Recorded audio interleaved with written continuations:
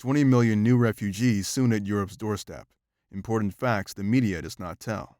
The world media may be vastly underplaying the recent developments in the Middle East, which are taking a turn that may culminate in the breakup of new countries. The ensuing civil wars in that region could likely result in the worst humanitarian crisis of this century, with tens of millions of new refugees at Europe's doorstep.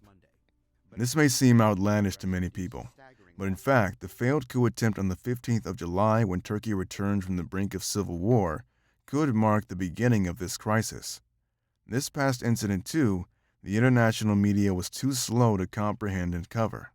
But now we are talking about the developments in the north of Syria, where the U.S. is busy in carving out a Kurdish-controlled corridor to the sea, which is probably being designed as the lifeline for the de facto Kurdish state in the north of Iraq. This will literally cut Turkey's reach to the Middle East, but things are not likely to stay there. It is well known that Turkey has a huge population of ethnic Kurds, and expansion of the new state into Turkey is the most likely next outcome, if it's not already part of the plan. The roots of today's events go back to 1992, to the First Gulf War, and the imposition of a no-fly zone on the defeated Iraqi government. This effectively divided the country into three sections along religious and ethnic lines, with the Shia in the south and the Kurds in the north. The vacuum created in the north was filled by two local Kurdish factions warring with each other and another group, namely the PKK guerrillas. The PKK was a Marxist-Leninist organization then, aiming to create an independent Kurdish state in Turkey, using terror and violence as a means to achieving their goal. PKK used the strategic position right next to Turkey's border to establish itself politically in the southeastern provinces of the country, causing the deaths of tens of thousands of people along the way, and to this day occupies the same mountainous terrain to orchestrate its attacks. In 1998, the two local warring Kurdish factions were led to a peace agreement by the U.S., which effectively created a single autonomous Kurdish region in the north of Iraq, hence today's de facto Kurdish state we now have. But despite the new sovereign autonomous region, PKK was somehow allowed to occupy the territory it held. All during this time, up to today, the U.S. took extreme care not to confront PKK and restricted its fight with other terrorist organizations in Iraq, despite PKK's name being on both NATO and its ally Turkey's terrorist organizations list. Meanwhile, the Syrian government was also supporting PKK terrorism against Turkey by harboring camps and headquarters. Towards the end of the 90s, however, with pressure and threat of war from Turkey, PKK activities were forbidden inside Syria. It is thought that at that point the PKK cells were turned into the present-day PYD, which is currently holding many towns in northern Syria under its control. These areas had first fallen to the PYD soon after the breakout of the Syrian civil war, when in 2012, the Syrian army evacuated three big towns, knowing that the PYD would fill in their place. This move by Syrian government was probably intended to divide the opposition. From this point on, the PYD continuously expanded the area it controlled. A particular pattern in this expansion was that the newcomer opposition group ISIL would first seize areas controlled by other Syrian opposition groups and then lose them to the PYD in battle. However, in late 2014, ISIL launched a massive offensive to take control of PYD-controlled Kobani. It would have reached its objective had the U.S. not intervened in the last minute with airstrikes for the first time in Syrian war and forced ISIL to retreat.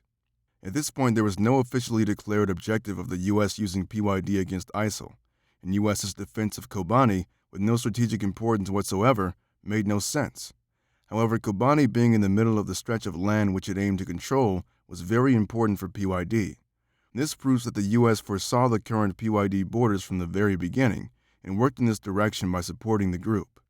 Simultaneously, the Kurdish region in northern Iraq was also expanding its borders, and again, ISIL was playing a critical role in this process. It was fighting the central Iraqi government, and by doing this, it was creating a void in the north, into which the Iraqi Kurds could move in, taking control of important cities such as Kirkuk along the way. In 2014, having secured their target cities, the Iraqi Kurdistan announced for the first time that it was going to hold a referendum for independence. Meanwhile, the Turkish government was expressing concerns to the U.S. over the creation of a hostile zone in the north of Syria. The U.S. replied with the claim that the PYD was not linked to the PKK and it posed no threat. However, notwithstanding that many PYD leaders are at the same time PKK leaders, and among many proofs showing PYD's unity with PKK, PYD also declares support in its official documents to the so-called liberation struggles in all parts of Kurdistan. Turkey claims that there are more than 33 camps of the PKK in the PYD-held territories, like these two in the Afrin area right next to its border. The U.S. government, on the other hand, turns a blind eye to these claims. Turkey nevertheless declared the Euphrates River in 2015 as the red line and gave an ultimatum to the PYD not to cross it.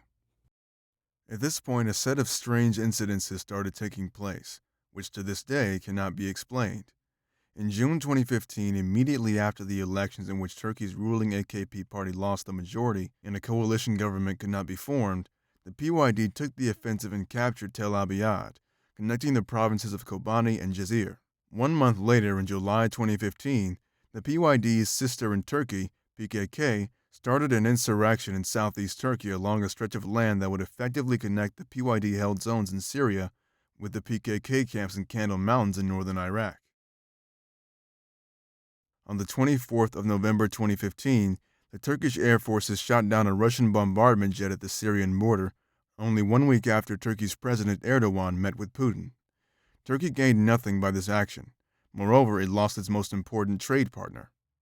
In May 2016, PYD forces further expanded the area they controlled, this time with U.S. forces wearing PYD badges. When Turkey reacted, the USA replied by declaring the PYD forces as USA's land forces.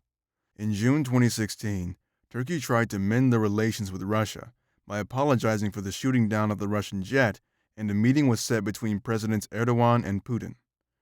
On July 15th, however, before this meeting could take place, a military coup attempt tried to overthrow the Erdogan government. The bulk of the failed coup plotters were military officers linked with Fethullah Gulen, a religious leader residing in the U.S. with alleged ties to the CIA. The U.S.'s reaction to the coup was more about concerns over the fate of coup plotters rather than support to Turkey's democratically elected government, in a way enforcing Turkey's suspicions of the USA's involvement in the coup attempt. This went as far as the Secretary of State John Kerry threatening Turkey with NATO expulsion. Less than a week after the coup attempt, the U.S.-backed PYD forces crossed the Euphrates, the red line declared by Turkey, and captured the Manbij province, getting one step closer to their declared goal. The terrorist attacks in Turkey, on the other hand, were on the increase after this event, with at times more than one attack happening in a day. They targeted both security forces and civilians, but the real aim, it seemed, was to fuel social unrest and bring about something bigger and worse maybe, such as this attack targeting a specific ethnic group. All these developments hint at a particular plan being played, rather than simple coincidences taking place one after another. While for many years the prospect of a new independent nation has a nice ring, the reality is that, as we have seen time and time again in the Middle East, playing with ethnic and religious identities always results in catastrophe. This, unfortunately, may also come true for Turkey. Considering that a quarter of the Syrian population, amounting to 5 million people, had to seek refuge in other countries, a similar scenario in Turkey would result in more than 20 million refugees. And this doesn't account for the possible spread of instability to neighboring countries or more than 3 million Syrians who have already taken refuge in Turkey. With the recent developments in the region, this catastrophe is unfortunately looming on the horizon for the not-too-far future.